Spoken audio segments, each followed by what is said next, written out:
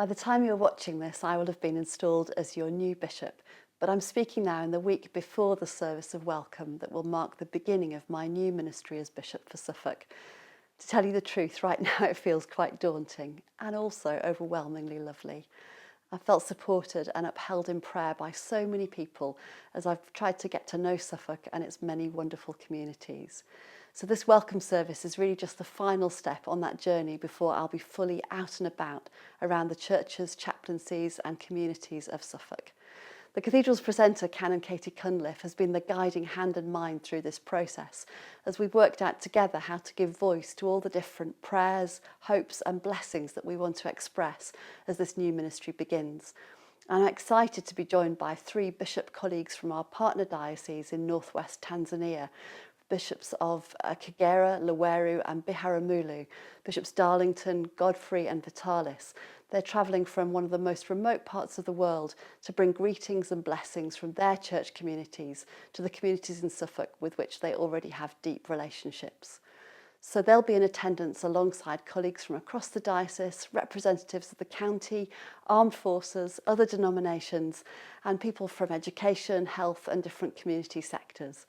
And as well as playing important roles in singing and praying, children from some of our local schools will open the cathedral doors for me and ask me at the beginning of the service how I've come to serve the people of Suffolk.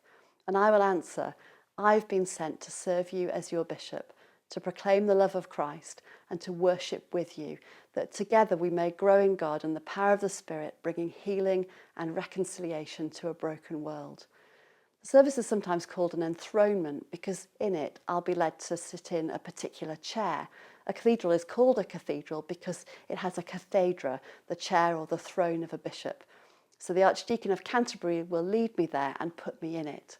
The cathedra is the place from where I will pray and from where I will lead parts of worship liturgy in the years to come. It's the place where I'll be at home. We all need to be rooted somewhere and to know that we're accountable, that we're servants in that place. So although an enthronement's a bit of a grand term, actually this is about knowing where I belong. And I'm glad, so glad that God has called me to be here. You'll have noticed hanging in the cathedral at the moment a series of angels in the nave, in the roof of the cathedral. They've been made by local school children and they've been there since the beginning of Advent.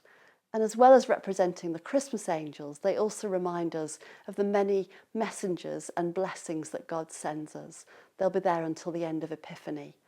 There's a picture of those angels on the front cover of the order of service for my welcome service. Really about all of the messengers, young and old, who are coming to remind us of God's blessings. A bishop in Suffolk has huge opportunities to support local communities and to be a convener so that others can come together for the good of the community. But those possibilities always need to be built on belonging and listening and serving. So as I'm put into my seat in St Edmundsbury Cathedral, I am so very glad that I have called to be here in this place.